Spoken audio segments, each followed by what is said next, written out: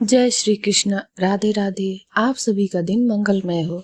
समस्त पापों का नाश करने वाली और जीवन में सुख शांति प्रदान करने वाली पावन अपरा एकादशी की हार्दिक शुभकामनाएं। आज हम सुनेंगे अपरा एकादशी की दिव्य व्रत कथा और उसका आध्यात्मिक महत्व।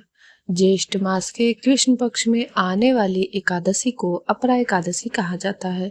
शास्त्रों में इस तिथि को अत्यंत पुण्यदायी बताया गया है। श्रद्धा और नियम पूर्वक इस व्रत का पालन करने से भगवान श्री हरि विष्णु की विशेष कृपा प्राप्त होती है और जीवन में सकारात्मकता, शांति तथा आध्यात्मिक उन्नति का मार्ग खुलता है।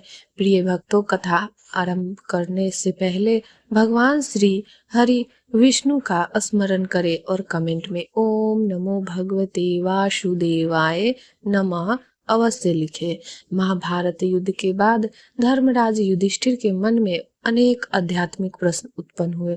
उन्होंने भगवान श्री कृष्ण से विनम्र भाव से पूछा, हे प्रभु, ज्येष्ठ मास के कृष्ण पक्ष की एकादशी का क्या महत्व है? इसका व्रत करने से भक्तों को क्या फल प्राप्त होता है? भगवान श्री कृष्ण मुस्कुराते हुए बोले, हे धर्मराज, यह अपरा एकादशी है।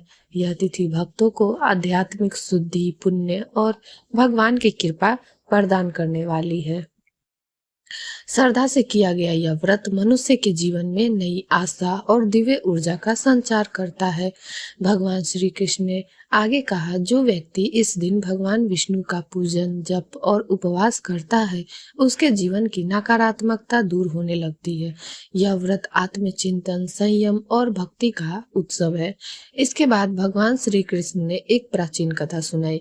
प्राचीन समय में महिध्वज नाम के एक धर्मप्रिय और न्यायशील राजा थे। वे अपनी प्रजा का पालन बड़े प्रेम से करते थे।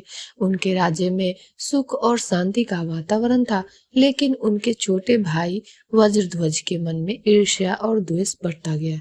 इसी कारण दोनों भाइयों के बीच दूरी उत्पन्न हो गई। समय बीतने के साथ राजा महिध्वज का जीवन अनेक कठिन परिस्थितियों से घिर गया।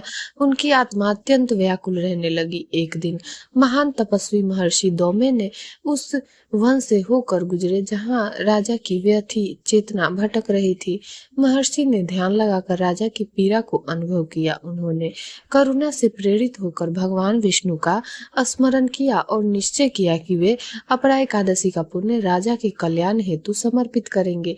जैसे ही अपरा एकादशी आई, महर्षि दौम्य ने स्नान, जप, ध्यान और भगवान विष्णु का पूजन किया। उन्होंने पूर्ण श्रद्धा से उपवास रखा और रात्रि में भगवान के नामों का संकीर्तन किया।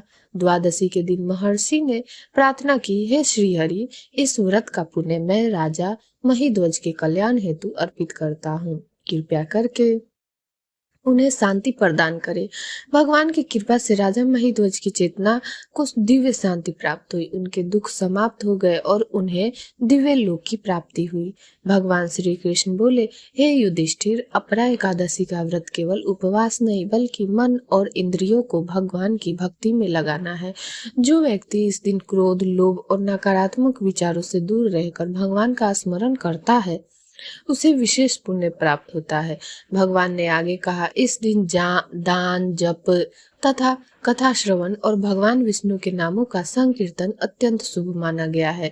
जो भक्त श्रद्धा से यह व्रत करता है, उसके जीवन में सुख, शांति और आध्यात्मिक उन्नति आती है। धर्मराज युधिष्ठिर भगवान श्री कृष्ण की दिव्य वाणी सुनकर भाव विभोर हो गए। उन्होंने कहा, हे प्रभु, आपकी कृपा से मेरे सभी संयस दूर हो गए। अपरा एकादशी वास्तव में भक्तों के लिए कल्याणकारी और मोक्षदायिनी है। भगवान श्री कृष्ण ने कहा, हे धर्मराज, जो भक्त श्रद्धा और निष्काम भाव से इस व्रत को करता है, उसे भगवान विष्णु की कृपा प्राप्त होती है और उसका जीवन मंगलमय बनता है।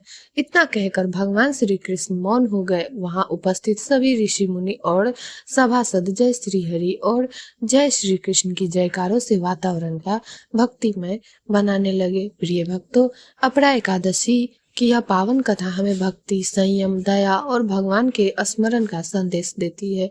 जो भी श्रद्धा से इस कथा का श्रवण करता है, उसके जीवन में सकारात्मक ऊर्जा और आध्यात्मिक शांति का संचार होता है। एक बार प्रेम से बोलिए, जय श्री कृष्णा। राधे राधे।